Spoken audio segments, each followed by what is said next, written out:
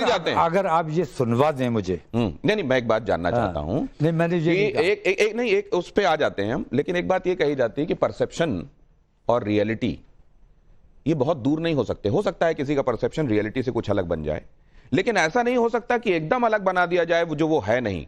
आपकी बातों में आपको खुद नहीं लगता कि आप कई बार अतिरेक की बातें कर देते हैं, ऐसी बातें कर देते हैं जो इंस्टिगेट कर सकती हैं लोगों को? कोई ऐसी बातें बताएं तो मैं उसे क्लैरिफाई करूं। मैं ऐसे क्या बताऊं? अच्छा, मैं उस पर जाऊंगा, मैं आपकी बातें सुनाऊंगा, लेकिन आपकी निगाह में आप एकदम ठीक बोलते हैं लोगों को जिससे सुकून मिले, ऐसी बातें आप कहते हैं।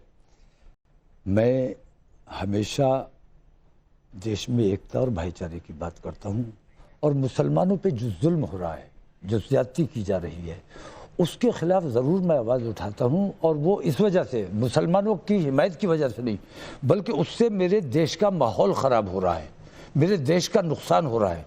मैं मुसलमानों का हिमायती नहीं हूं, बल्कि मैं अपने देश का हिमायती हूं। ये जब आप देश की हिमायत की बात करते हैं, तो देश की हिमायत में आपको ये कहना आवश्यक लगता है कि सड़क पर आ गए तो रूह कांप जाएगी? किसके लिए कहा मैंने? आप बताएं। ये ऐसा जाहिर करने की कोशिश की गई कि मैंने जैसे हिंदू समाज को चैलेंज किया है। मेरी मांग सरकार से थी, मैं सरकार के खिलाफ बात कर रहा था और सरकार को ये समझाने की कोशिश कर रहा था कि जो माहौल आपने बनाया हुआ है इसको ठीक करने की कोशिश कीजिए।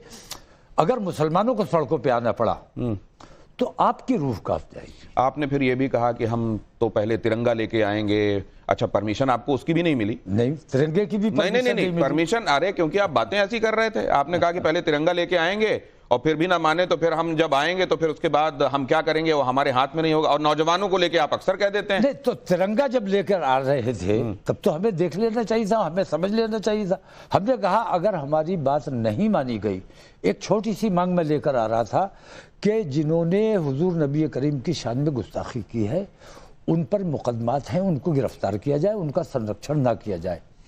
दूसरे ये कि एक ऐसा सख्त कानून बनाया जाए जो किसी भी धर्म के लिए कोई गलत टिप्पणी ना कर सके।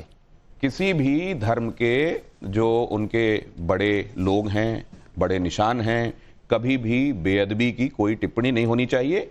ये बात हर एक जिम्मेदार शहरी को मालूम है, लेकिन आपको यह भी मालूम है कि इसी देश में तमाम लेकिन इसी देश में ये हो भी रहा है। जरायम करने वाले लोग कहां नहीं होते हैं? आप ये बताइए। तो आप अगर अपवादों को कंट्रोल नहीं करना चाहिए। आप ये बताइए, आप आइन को मानते हैं ना? बिल्कुल मानते हैं। संविधान को मौलाना तौकीर रजा मानते हैं, वो ये कह रहे हैं। जब आप संविधान को मानते हैं तो आप ये क्यों कहते हैं कि कोई हुकूमत सही नहीं होती? आप हमेशा कह देते हैं कि कोई हुकूमत, कोई कम बेईमान होता है, कोई ज्यादा होता है, लेकिन कोई हुकूमत सही नहीं होती। आप अगर संविधान को मानते हैं, उस हिसाब से बनने वाली हुकूमतों को मानने से आप मना कर देते हैं, तो आप कैसे संविधान को मानने वाले?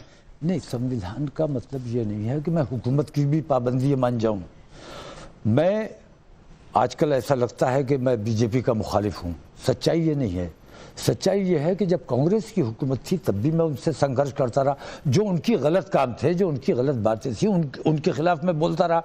आज भी जो गलत बातें की जा रही हैं मैं उनकी मुखालफत करता हूं। और जुल्म के खिलाफ खड़ा होना हर हिंदुस्तानी का हक है, उसको खड़ा होना चाहिए। नहीं तो ये जुल्म के खिलाफ आपको लगता है कि कोई सरकार ऐसी नहीं है जो जुल्म को हटाने के लिए बात करती हो? मैं कहता हूं, आपने देखिए उस समय जब मुजफ्फरनगर हुआ था, आपने उस समय की समाजवादी पार्टी की सरकार को घेरा था। आप समाजवादी पार्टी को सपोर्ट भी कर चुके हैं। नहीं, मैं समाजवादी पार्टी में कांग्रेस के लिए आपने वोट करने की अपील भी की थी। अभी जिस दिन आपको बरेली नहीं जाने दिया गया, यहां संभल नहीं जाने दिया गया, तो उस दिन आप जाके कांग्रेस के ही एक पदाधिकारी हैं उनके दफ्तर में बैठे। मैं ये जानना चाहता हूं, कांग्रेसी की हैसियत से उनके मेरे निजी संबंध है आपके। ठीक है, मैं ये जानना चाहता हूं, आप बीएसपी के साथ हाउस किया हुआ था, इसलिए मैं उनके यहाँ गया था। नहीं, ये दो तरह का जो आपका बर्ताव वो तो समझाइए। आप बीएसपी को भी सपोर्ट कर देते हैं, आप समाजवादी पार्टी को भी सपोर्ट कर देते हैं, कांग्रेस भी सपोर्ट कर देते हैं, और फिर उनके खिलाफ आवाज भी उठा देते हैं। इधर आप इधर कहते हैं सड़कों पर उतर जाएंगे, रूह कांप जाएगी, फिर आप ये भी कहते हैं मैं किसी के खिलाफ नहीं कहता हूं और मैं बीजेपी के मुखालिफ नहीं हूं। ये बहुत तफसील में जाना पड़ेगा, इसके लिए उतना वक्त नहीं है मेरे ख्याल से।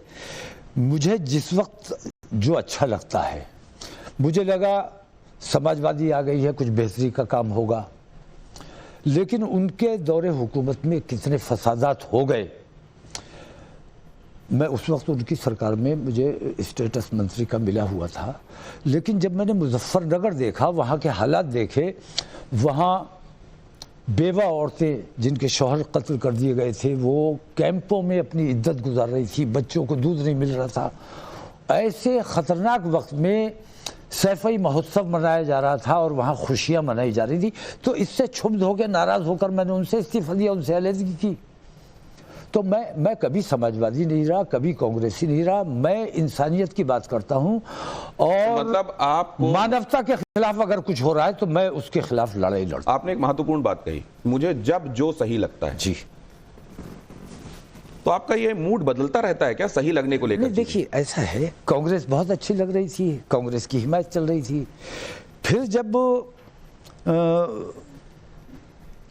राजा जी आए, हमें लगा राजा जी अच्छी बातें कर रहे हैं, विश्वनाथ प्रताप सिंह बहुत अच्छी बात कर रहे हैं और ये अगर आ जाएंगे तो देश के लिए भला हो जाएगा, अच्छा हो जाएगा। हम उनके साथ खड़े हो गए।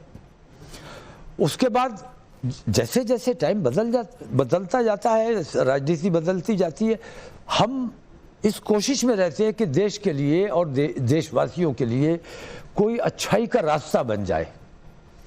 दलितों के साथ जो जुल्म हो रहा है, लेकिन आदिवासियों पर जो जुल्म हो रहा है, मुसलमानों पर जो जुल्म हो रहा है, एक तरफा कार्रवाई हो रही है, इसके खिलाफ हमारा एहतजाज है। आपने ये कहा कि आपको जो जब अच्छा लगता है वैसा आप करते हैं। किसी एक खास वक्त तक आपको कोई एक पार्टी अच्छी लगती रहती है, फिर आपको लगता है कि नहीं अब इससे ये सही काम नहीं कर रही है, तो आप वहां पे आवाज उठाते हैं।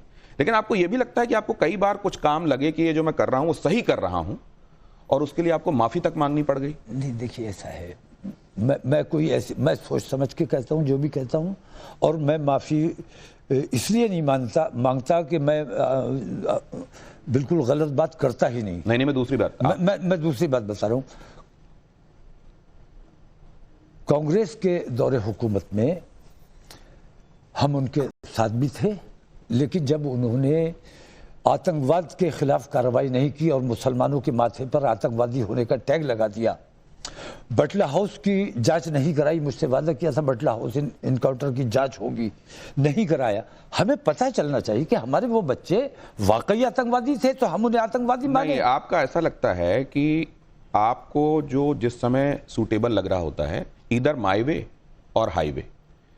अब इसमें भी देखिए आप कि बाबरनामा, आईने अकबरी, इन तमाम जगहों पर इस बात का उल्लेख है कि मंदिर तोड़कर कई जगहों पर मस्जिद तामीर की गई। लेकिन आप कहते हैं कि ऐसा कहीं नहीं हुआ। जहां कहीं पर भी आप हिंदू सेंटीमेंट की परवाह करते हैं कि नहीं करते हैं?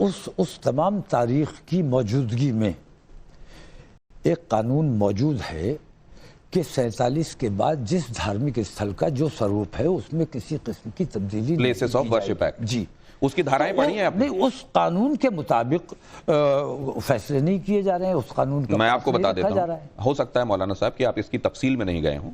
उसकी धारा 3 और 4 क्या कहती है?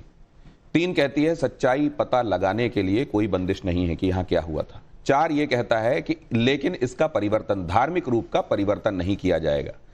आपको मॉन्यूमेंट एक्ट के बारे में भी पता होगा, 1958 वाले, जिसमें यह कहा गया है कि आप जो ASI के अंदर आने वाले मॉन्यूमेंट्स हैं उनमें ये किसी तरह की रोक आयद नहीं होगी।